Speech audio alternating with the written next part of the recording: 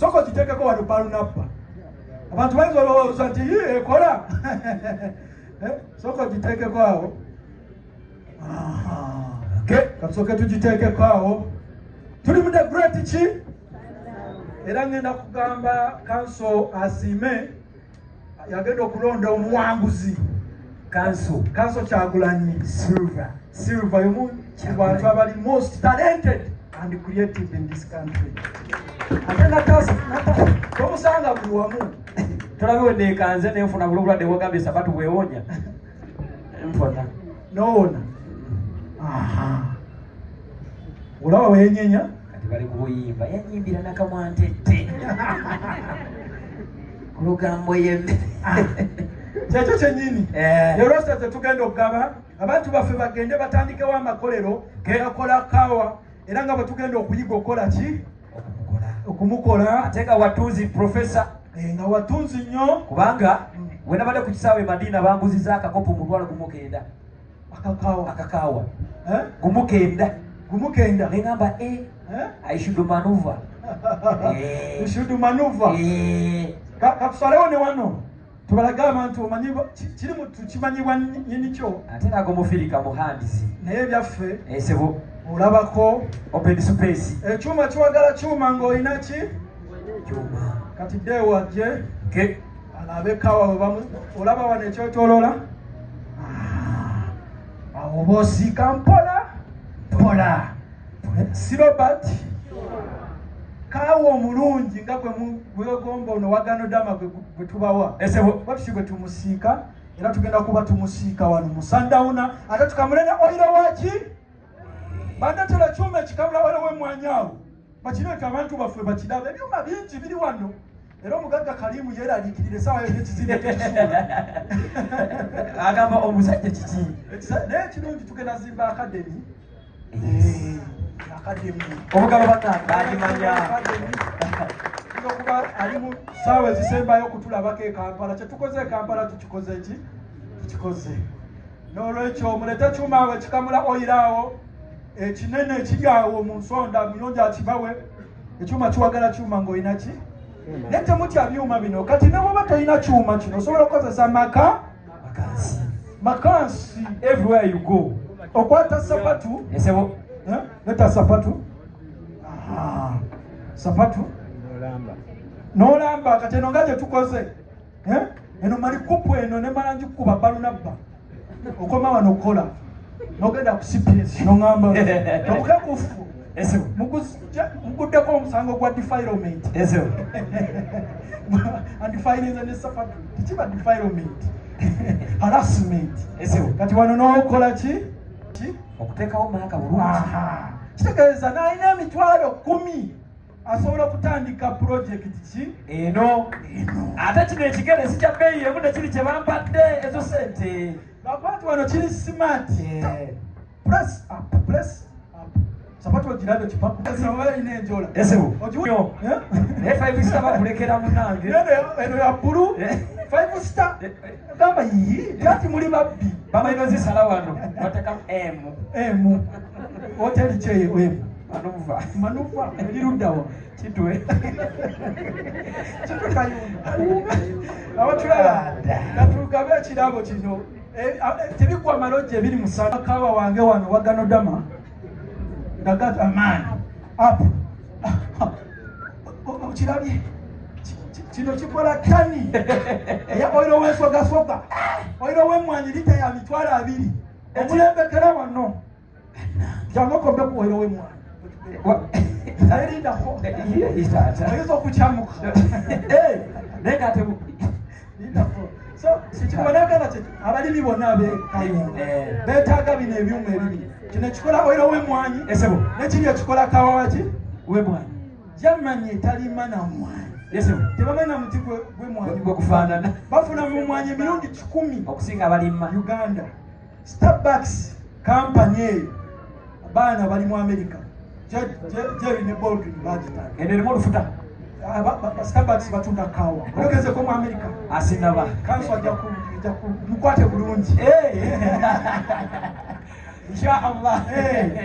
Kati ekyuma tebakirina balina kiri kino balina rostezo era fe abasooka okukamula oyo w'emwanyi mu nsi yonna wala Uganda kiri kuli koti kuli na muntu mutuufu kiri kuli koti era omukulembeze w'eggwanga yagenda mu America Washington awaffe President Joe Biden amugamba mukenkufu omumanyi neekanga obaye okubuuza omwana wo nga tomumanyi era netwegerera bwe yatuuka Entebbe airport omukenkufu wizi bateekako state research neŋŋamba oba nkoze eki kumba ŋŋamba mpakuka oiro k'emmwanyi ono waffe so kirungi musooke mukijjawo mudde wano mukizzeeyo bakirabye era bagenda kuba nakyo sandawulo ey'ekikumi kye tunaawangula kubampulira bannakitube waffe bugerere bbale twegatte tugule ekyuma kino tukamule mwanyi kube waffe ekayunge mwanyi gyeziri kati event eddako yakubawa kyuma ekikola ki kaawa ekyuma kiwagala kyuma ng'olina ki obuwanguzi teekawo dduwaawo mpembuzi kuwete ente yamujja ekyuma kiyomba kigamba oluddewo nnyo oyogera nnyo ate nga muteekateeka eno kale kati tulete wano leta akuuma kaffe kano esebo akali mu ticket tuli live ku Bukedde TV era mu mbeera eno tugenda kugaba kyuma namukisa omu yes ngenda kusaba esebo muganda wange omanyi ffe ab'embogo tetusaaga mujja kutuwuliramu omusera temusaaga ebyana by'embogo nebasebangulanyi mmwe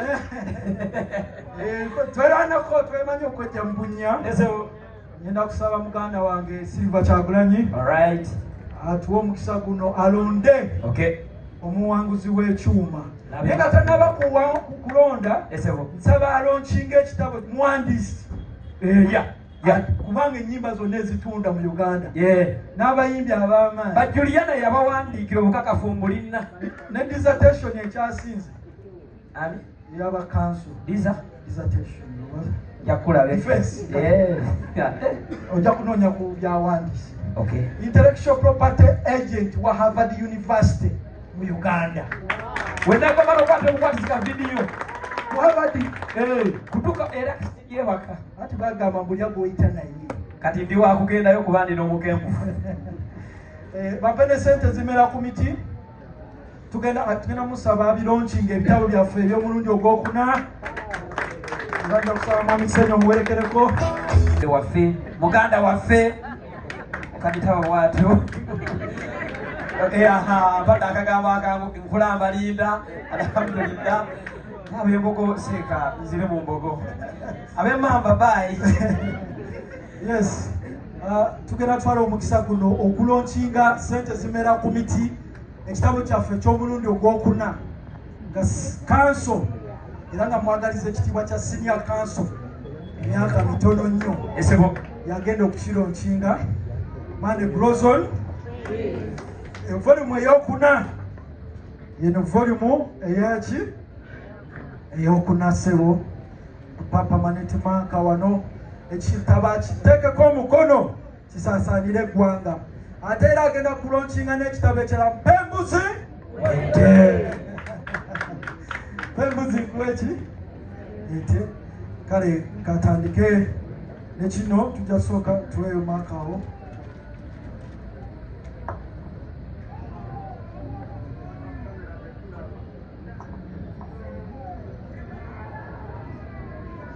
sente zimera kuki ku miti mukusayininga mumumpera obugalo bwemwanguka sebo ne bajjabo bana yeye kiba kyakulyaza amanya singa nsobodde kuwandiika buwandiisi ne soogera ono muganda wange omukenkufu Nyanzi twasisinkana ebbanga kyokka ku mirimu gy'akola leero soogeranga muyizi wabula nalokoka ku mirimu gye ebintu byakola bikozesa era binyamba nina oluyimba ebbanga eryo oluyise lwe nayimba nga Katonda amponyeza sinuses naye kyesayongerako ku bujulizi bwe nalina okuwa ebintu ebimu bye yampanga okukozesa naddala oyiro wakakomera oyo oyo wakakomera oyo yankola bulungi kati nange kyenakola era omwana abadde aŋŋamba nti obuntu obwo otera obugula nze buleeta ne mugamba ye naye tolowooza nti bwonna nze bukozesa ne wabula buli wengula ngezaako nange okulaba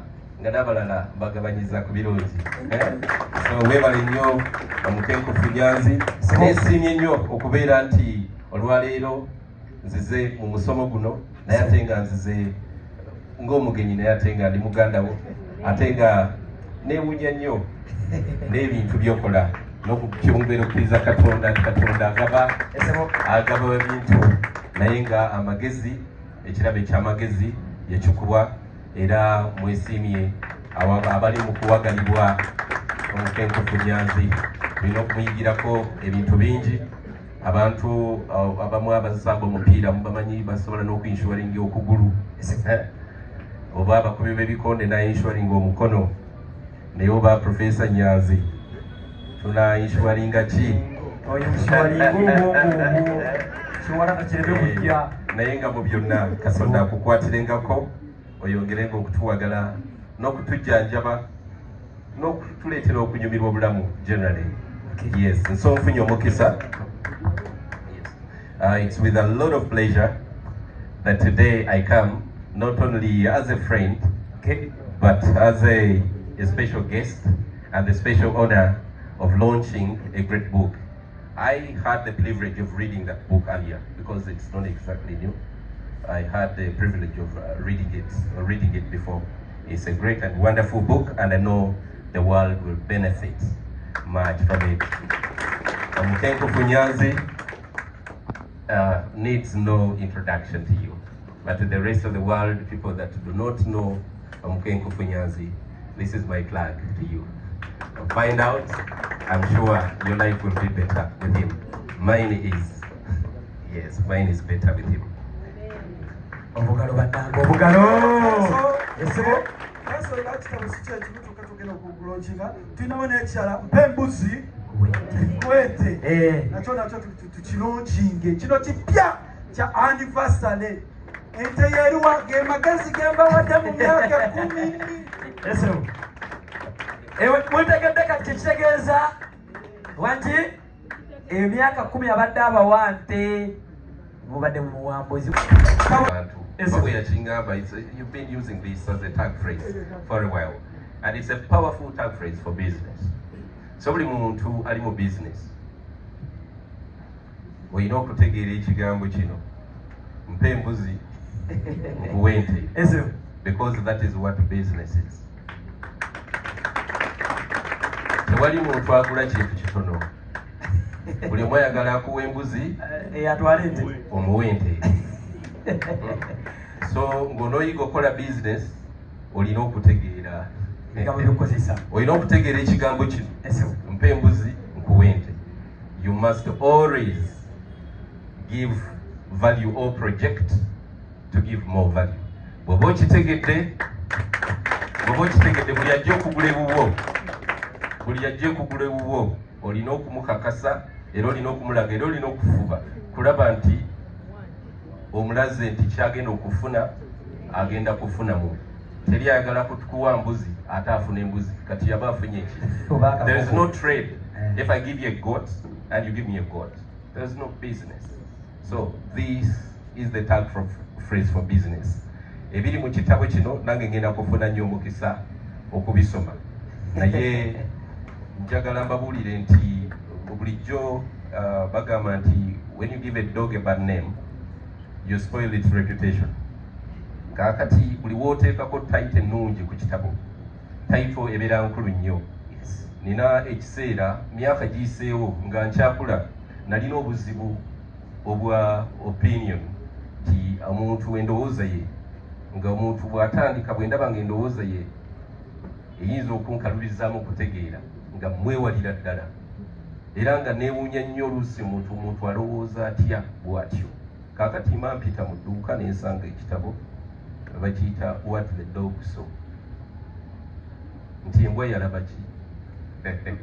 Oba embwa kye yalaba. What the Dog Saw. Nentunulira butunulizi taito. kati tayito eyo nga sinasoma kitabo nze nempa ebyange era nakigula naye saakisoma kuba tayito yali enzikusiza nze bwe nalabye tayito eno nakutiddewo and I know that is a powerful book naye ekitabo kiri nze kyekyanjigiriza what the dog saw kyanjigiriza nti tuli banjawulo ng'abantu tuli banjawulo era engeri gye tulabamu ebintu byanjawulo so oluusi bw'obanga oyagala okutegeera omuntu endowooza ye olina okuyimirirako mu bigere bye and we can all be better so bassebo ne bannyabo nyongedera okufuna omukisa is a double pleasure and honor okubeera nti nfunye omukisa okubeerawo ku mukolo guno gw'ekitiibwa ebintu ebirungi biggest opportunities nga bwe bagamba kyoluusi olina woozinoonyeza nga ne yesu abakkiriza yesu bamulinda kugira mu lubiri era abawala abaali beteekateeka okuzaala omulokozi baali baana ba bakabaka baali baana baani so oluusi omukisa n'ebintu eby'amaanyi oyinza okubitunuulira n'otabitegeera naye olunaku luno ze mpulira nga nfuuse wa bbeeyi nnyo okubeera nti nfunye omukisa okubeera okumpi ne muganda wange ono and I watch him and see and witness as he makes history for himself and for Uganda ate nammwe ddala abafunye omukisa okubeera wano wabeerawo kyemugabana ekyomubiri naye ate mutwale n'ekyomwoyo because this is a great day we need to tap on the anointing bino ebintu katonda byagaba tebibaako kunnyonnyola so bw'osembereranga omusajja ng'ono nga tomugyeko magezi gokka naye katonda akuyambe omufuneko ne ku mafuta muganda wange yes it's a pleasure and honor katonda atukwatireko naye ate ne bannayuganda ekitabo kino nawe mukiri mukinoonyenga omusajja ono omukulu ono Kenkufu Nyanzi musajja wa bbeeyi nnyo obwongera nga bwe nagambye nti if it is possible twandibadde nga tufuna enkola esobola okuinsuwalinga obwongo obwo ne bufuuka intergenerational equity ensi ezimbira ku bikadde ebibaddewo kakati abaliddawo omusajja omuyiiya ng'ono waliwo omusajja gwe bayita Thomas Edison simanyi oba mumanyi olugero lwa Thomas Edison kakati Thomas Edison yes ebimu ku bye yayiiya ebintu bingi era innovations zonna eziri mu tekinologiya ezisinga most technological developments yalinako ettaffaali ddene naye ekimu kye tukozesa buli lunaku ffe kye tutuwala ng'ekya bulijjo yali ettaala eyo okuyiiya ettaala eyo nti weewaawo mu kiseera ekyo ekyali kisobola okubeera nga kikozesa ettaala eyo tebyali materiyo gye bakozesa but making sure nti basazeeko oxygen supply so they couldn't be combustion naye kyamutwalira okugezesa engeri 10 of how not to do it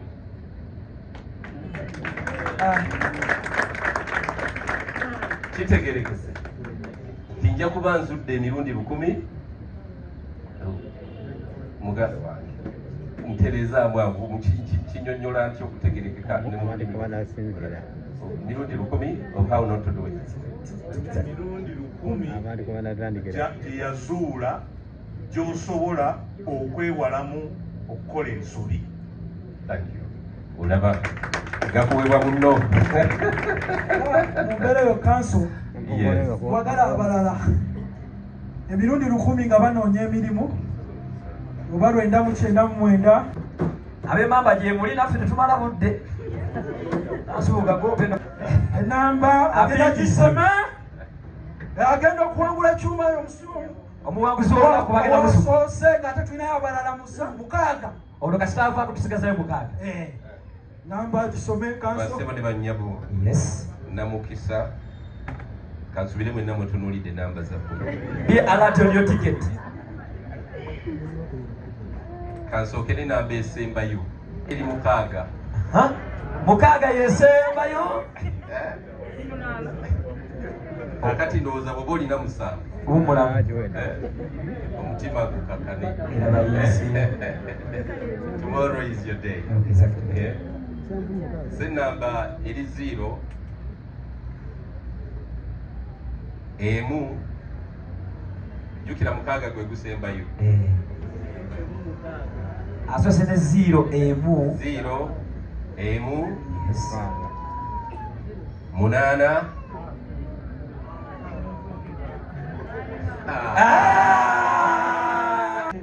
Waseweka. Soko tubulire erinnya. Amanya mama. Amanya gange. Nze Nantole Agnes. Mfiridde bweyogerere. Bweyogerere bitange kireka abe bweyogerere gye muli.